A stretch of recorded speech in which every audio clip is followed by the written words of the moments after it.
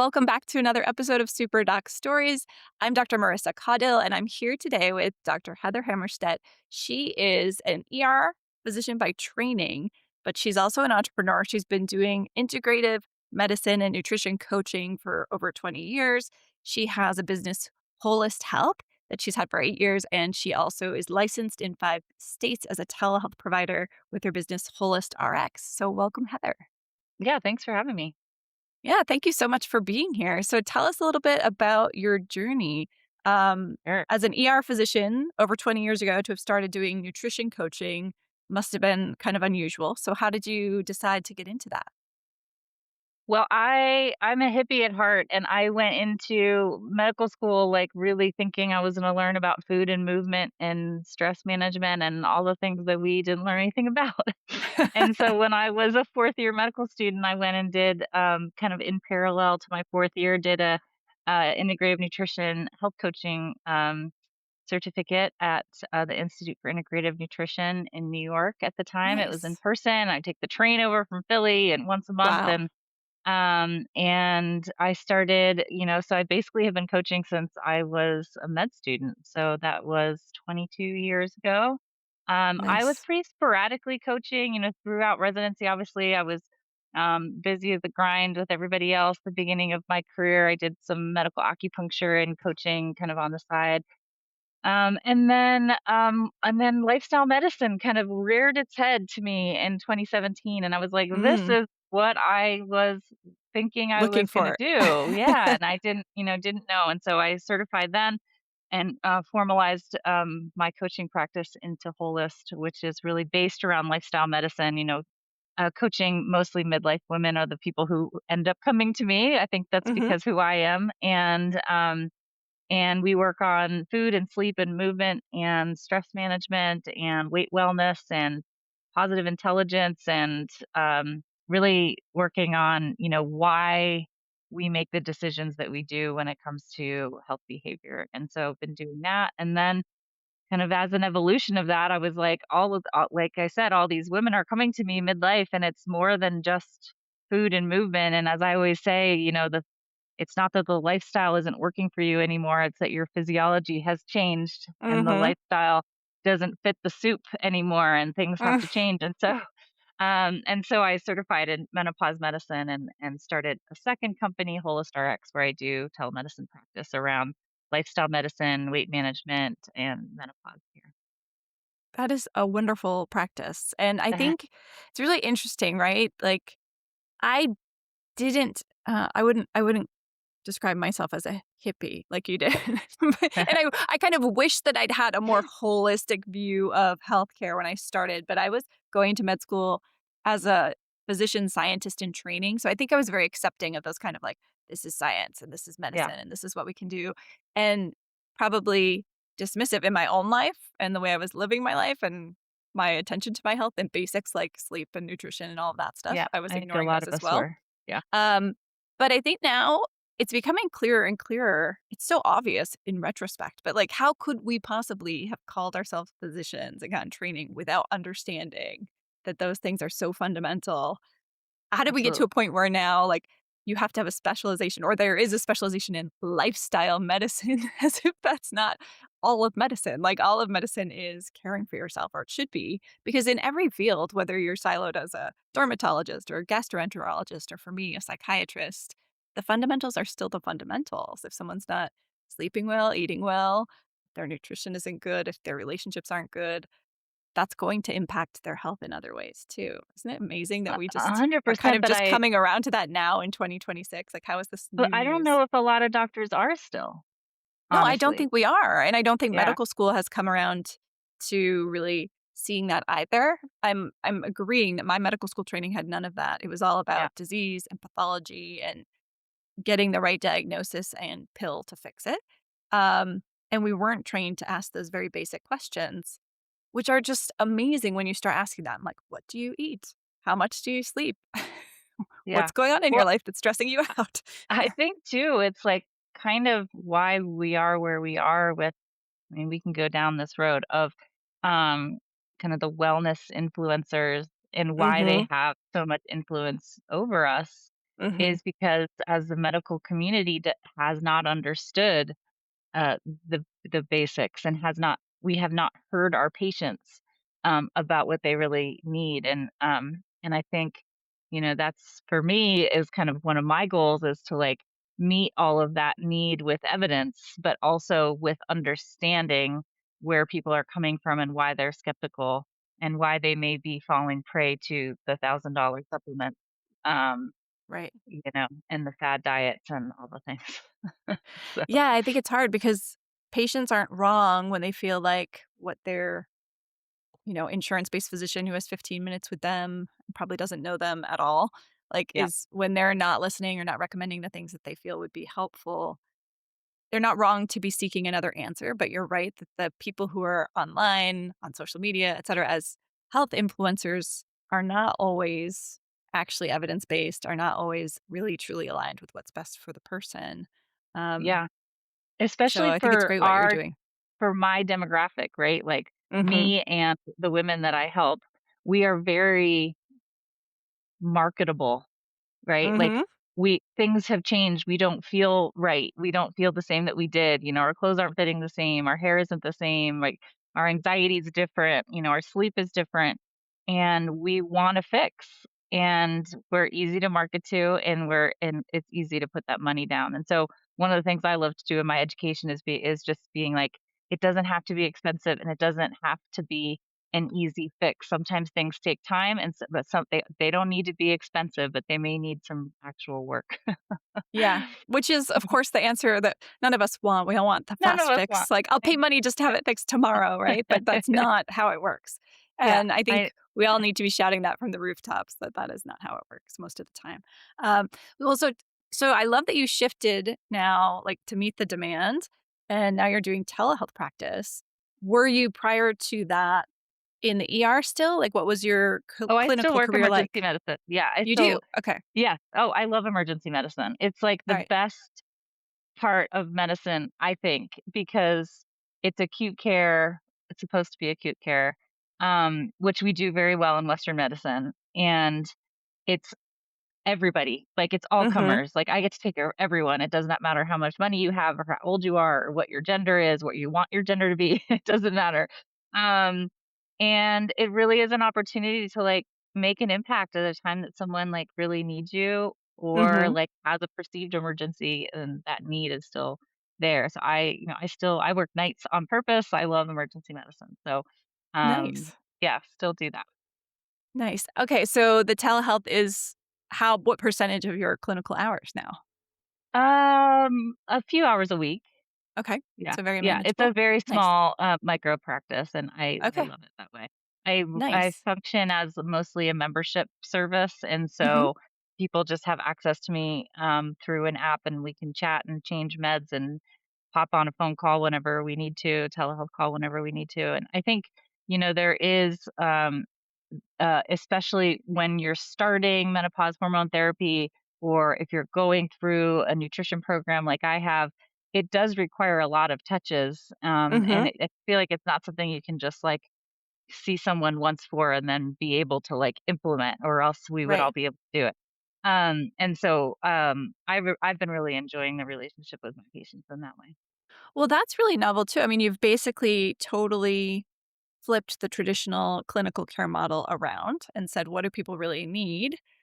Tell me more about that. So you said you have an app. Is an app you created, or are you using a Oh, no. platform? It's Sigma MD, which is Okay.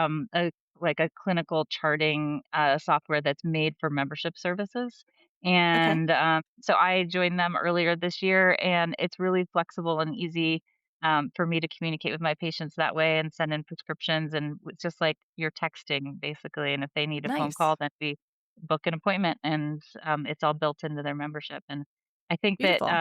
it's not something that people need forever, but for those transition times, they need a higher touch. Mhm. And I enjoy it because I can help them kind of regardless of where I am. Yeah. So, how has that worked for you? Some people may hear that and be like, "Oh, I don't want patients to be like texting me whenever." But clearly, you've been able to make this work. You're able to hold boundaries. Is it all about setting the frame when someone joins your membership to let them know, like, you can message me here, but I will only respond these days and times? Because I'm guessing you're not, like, available to them 24/7. Yeah. I think it helps that I have, like, somewhat of a, like, alternative schedule at baseline just because of, Mhm, like, clinical shifts, and so I've never really thought of work being Monday through Friday, 9 to 5. Like, that's just never kind of been when work happens for me. And mhm. so, I mean, I might like today, I'm doing this interview with you and I'm going to go rafting for the rest of the day. And if someone messages me, I'm not going to see it until later. And maybe I'll respond tonight or maybe I'll respond tomorrow. But they also know that I will get back to them. And I might send them a message at 3 in the morning because I'm at shift, you know? And I just hope everyone lives on do not disturb like I do. I think that's really I love that you're sharing that because I think often we hear, like, you gotta have well, maybe this is me as a psychiatrist, this was really Yeah. reinforced, right? Like, you've gotta have firm boundaries, you need to set the frame from the beginning. But that may not be true because 'cause you're right, everybody has a different life. Some people may cringe at the idea of texting a patient back at 3 a.m., but for you, that's what you're used to. It's when you're up anyway, it might be the time that works best for you. So I think the beauty of starting your own business, your own practice, is that you really get to decide there is no right and wrong, and you don't have to listen to what other Yeah. people say if it doesn't fit for you. I love that Well, about it. and I, like, build my calendar out based around, like, maybe I have a couple hours on a Saturday, or maybe I have a couple hours at 6 o'clock at night, and I just put those hours out there, and if someone needs to book an appointment, they just book whenever it works for them, and I think it works for busy midlife women Mhm. anyway, like, I don't know how anyone does anything 9 to 5, honestly, Yeah, that's yeah, like yeah. a real job.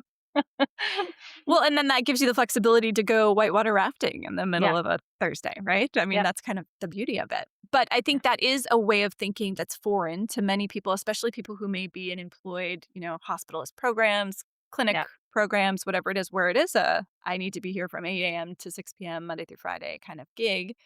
That becomes familiar, even if it might not be the best for you. It becomes the thing you've known for so long. for sure. When you start thinking about doing your own thing or telehealth, having total freedom can seem exciting, but also maybe a little overwhelming or scary.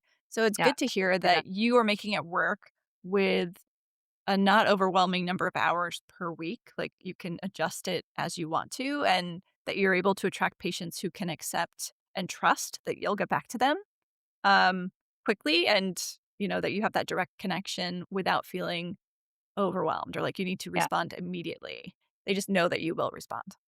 And to be clear, my membership agreement when they sign up does set some limits. I'm not sure Yeah. what they are because it doesn't really matter to me, but I did make it clear, like that a certain they go up a membership tier if they require, more than X amount per month kind of thing. But Right. Gotcha. Gotcha. So let's talk about the other business that you've had for 8 years, the Holist Health. yeah. What is that and how does it work? So like I said, I love food. I was a biochemist. I get real nerdy about macronutrients and micronutrients and how our neural pathways work around decisions that we make around specifically around food. And so what Holist does is it helps people figure out how their brains and bodies work around food.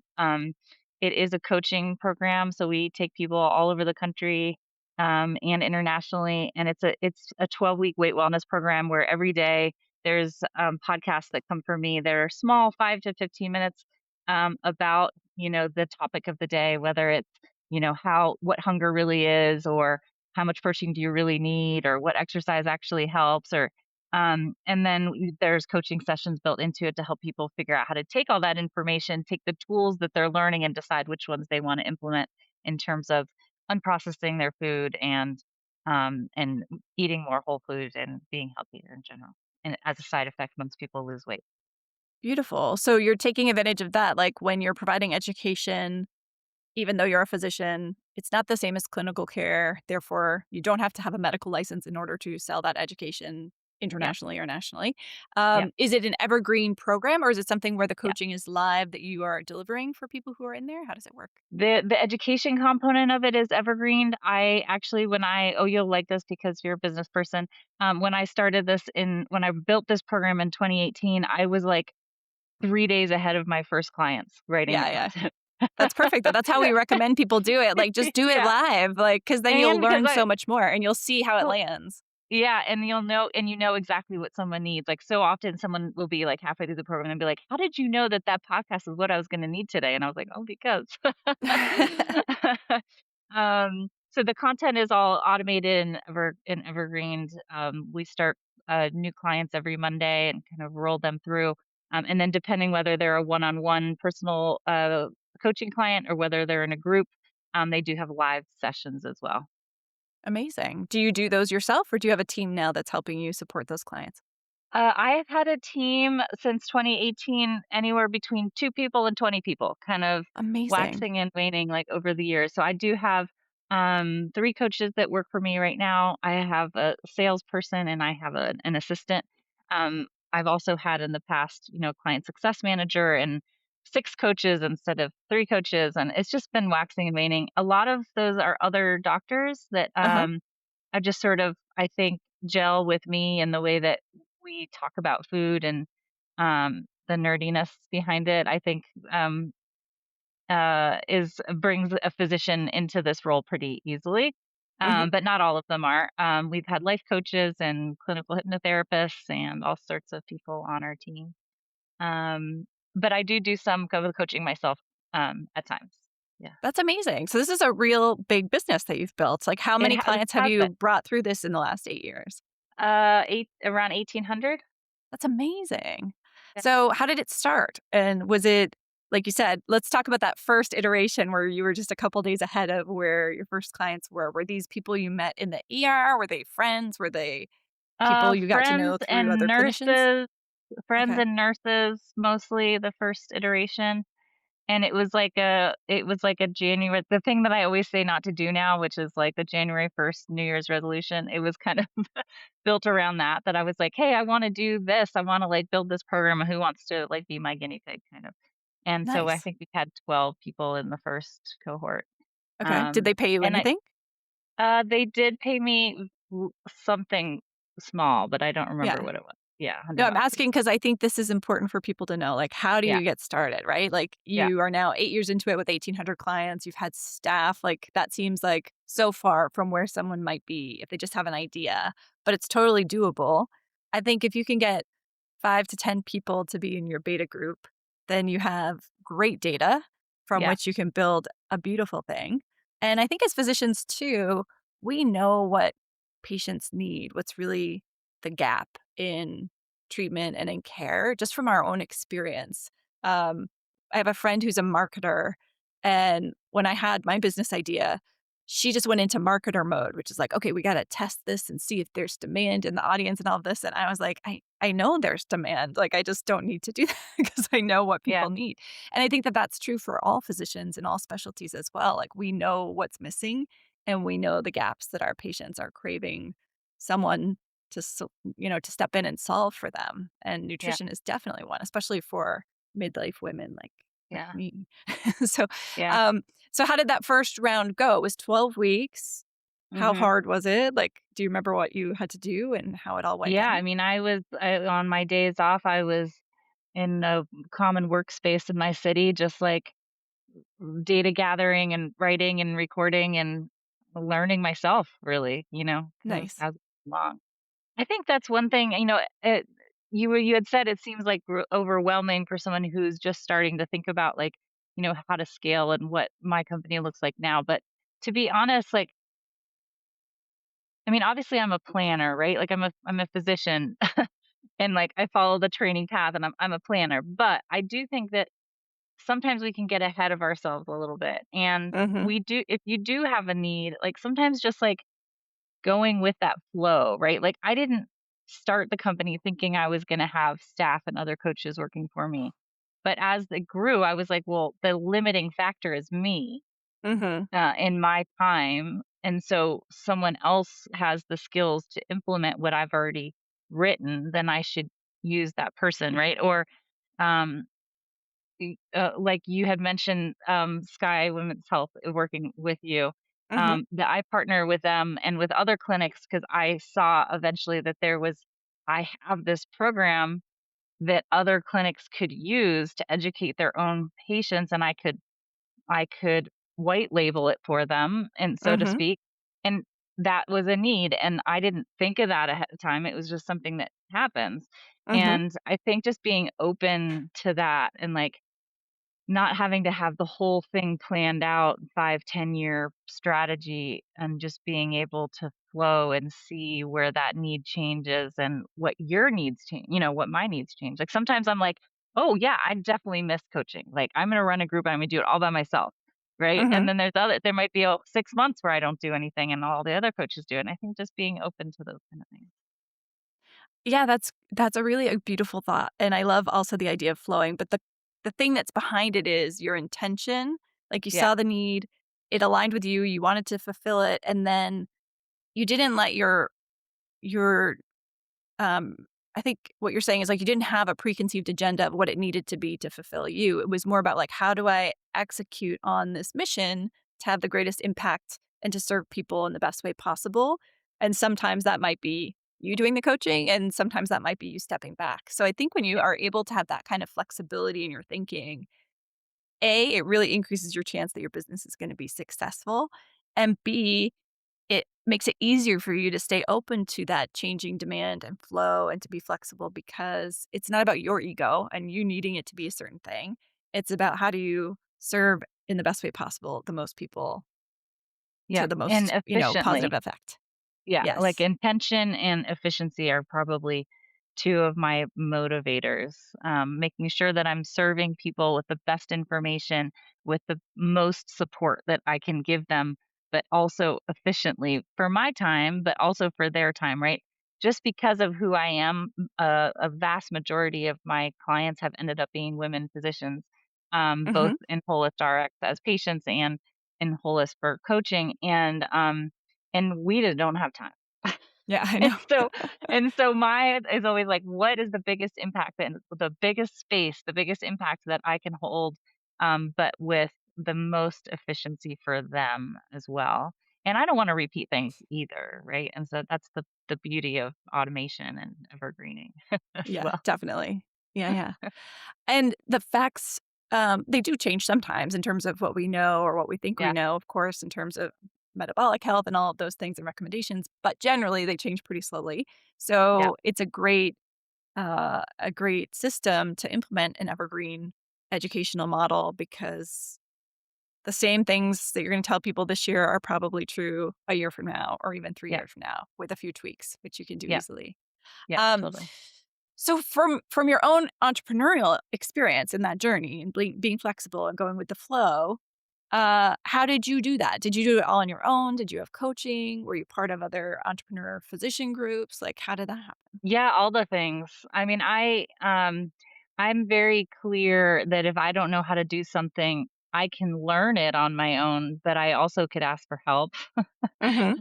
The people who may spent their whole career doing marketing. Like, if I'm going to learn it, I'm going to learn it from them instead of trying to do it all on my own. So I put my hand up for all sorts of different coaching programs over the years, whether that was business or whether it was marketing or if it was sales or it was how to do sales calls. Um, I've outsourced some of those things over the years as well, but I've tried to learn as much as I could from experts so that I could take what I needed from it and not be super reliant on external forces. Nice. I think that's great. It's really important advice. So it sounds like you didn't have a lot of fear when you started all of this. It just kind of came naturally as something you wanted to do and you didn't get in your head about it. Is that just who you are? Or do you have any tips for people who do get in their own way and get in their heads about it before starting?